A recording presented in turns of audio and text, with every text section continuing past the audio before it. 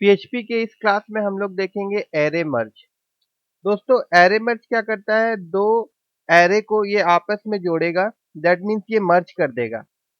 और किस प्रकार से ये मर्ज करेगा देखिए, पहले देख लेते हैं। जैसे यहाँ पे एक एरे वैल्यू है और इसके अंदर में देखिए हिंदी और इंग्लिश इसका एलिमेंट है और इस एरे का नाम लिस्ट वन है।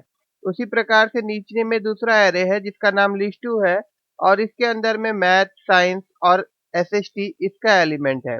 अगर इन दोनों को हम एक एरे में जोड़ना चाहते हैं तो उसके लिए हम लोगों को क्या करना पड़ेगा, एरे मर्ज फंक्शन का यूज करना पड़ेगा।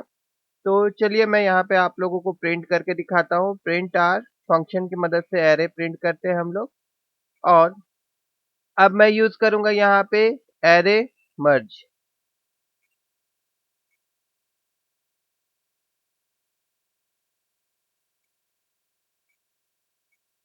और इसके अंदर में जो एरे का नाम है लिस्ट वन, फिर कॉमा, उसके बाद लिस्ट टू,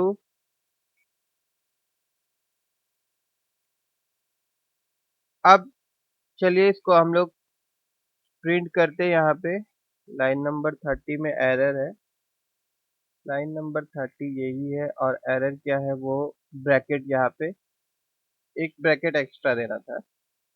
अब रिफ्रेश करते हैं। देखिए दोस्तों इस प्रकार से Hindi, English, math, science, SST ये क्या हुआ है, एक ही एरे में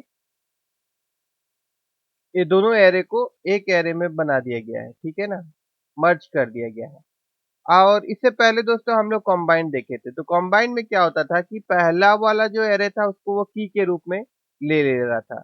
जैसे देखिए अगर यहाँ पे हम लोग कॉम्बाइन फंक्शन अगर यूज करते तो क्या होता, ऊपर ये जो पहला एरे हम लोग दे रहे हैं इसको वो की ले लेता और इसको वो वैल्यू ले लेता।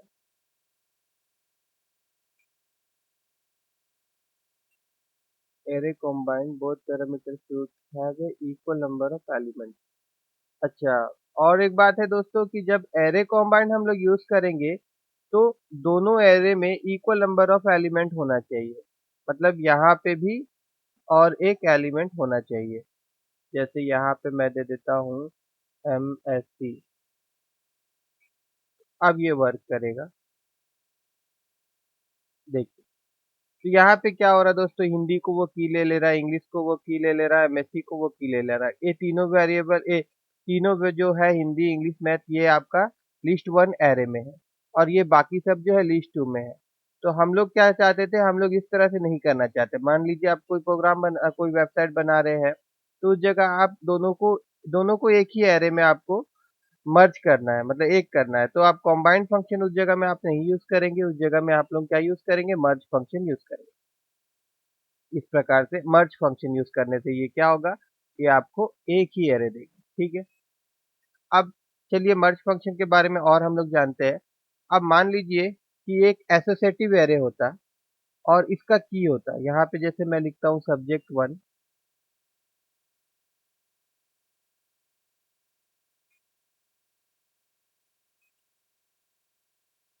सब्जेक्ट टू,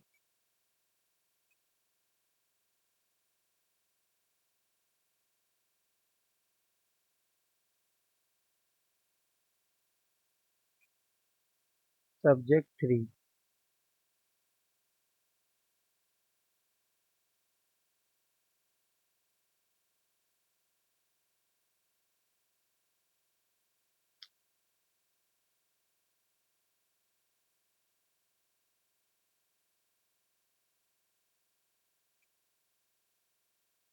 अब यहाँ पे देखिए, यहाँ पे मैं वैल्यू चेंज कर देता हूँ।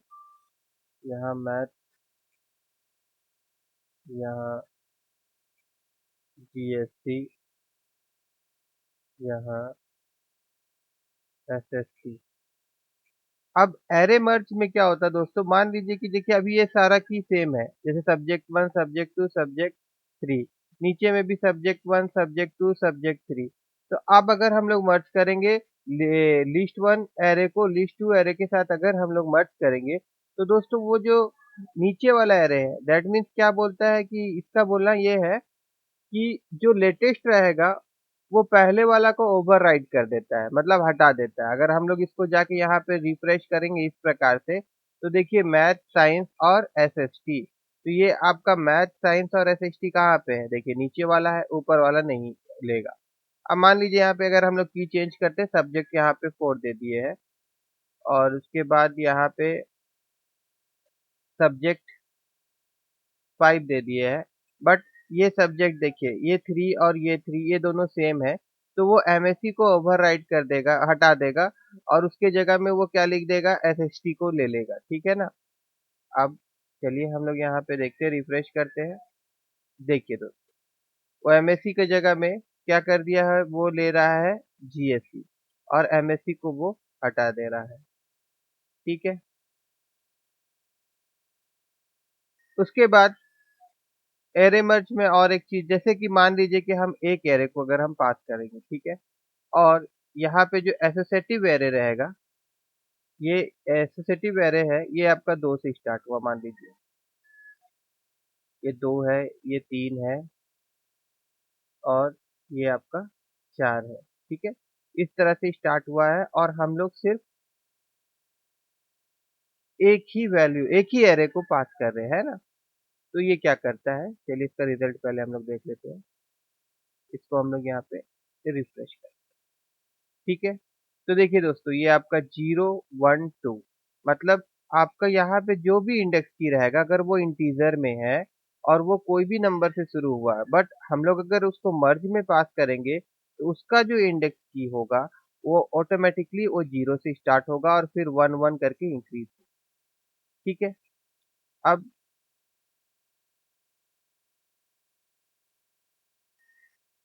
अब देखिए दोस्तों और एक चीज, जैसे यहाँ पे सब्जेक्ट 1 सब्जेक्ट 2 सब्जेक्ट 3 था और यहाँ पे भी हमारा सब्जेक्ट 1 सब्जेक्ट 2 और सब्जेक्ट 3 ऐसा सिचुएशन है और फिर भी हम लोग चाहते हैं कि इसको एक करना चाहते हैं। तो उस समय दोस्तों हम लोग को क्या यूज करना पड़ेगा, एरे मर्ज के जगह में हम लोग एरे मर्ज रिकर्सिव फंक्शन, ये फंक्शन हम लोग यूज करेंगे।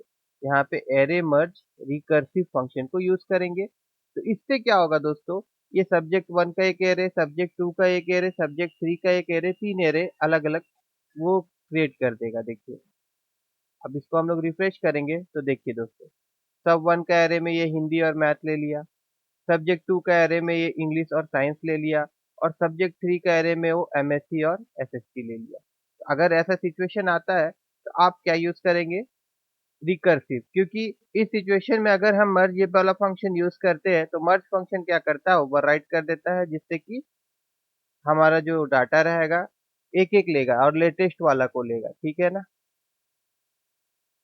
ठीक है दोस्तों, तो आज के क्लास में हम लोगों ने देखा एरे मर्ज और एरे मर्ज रिकर्सिव। अगर ये वीडियो आप लोगों को अच्छा लगा हो तो प्लीज लाइक करिएगा। इस वीडियो से रिलेटेड कोई भी डाउट्स हो अगर आप लोगों को, तो आप कमेंट के जरिए मुझसे पूछ सकते हैं और मेरे चैनल को सब्सक्राइब करना मत भूलिएगा।